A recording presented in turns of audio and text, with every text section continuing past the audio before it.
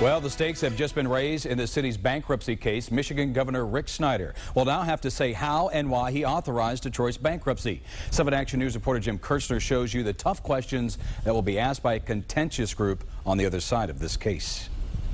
This was an issue in dispute. The judge sent the attorneys out. They came back with a settlement.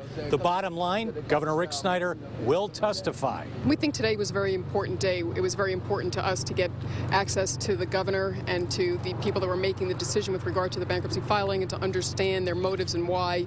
We think it's a victory for transparency, and we're glad to see that the judge was concerned about these issues. The deposition will be limited to 3 hours, and Governor Rick Snyder will have to answer not only how he wanted to resolve Detroit's huge $18 billion deficit, but also how the pension underfunding in Detroit that is $3.5 billion would be resolved. Detroit has 21,000 retirees.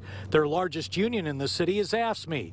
They want to know whether the governor ignored Michigan's constitutional protection against pensions from being cut. The issue of whether or not the authorization as applied in this particular case violates the state constitution has always been an important issue, and it's something we want to look into further, yes. You're going to explore that with the governor?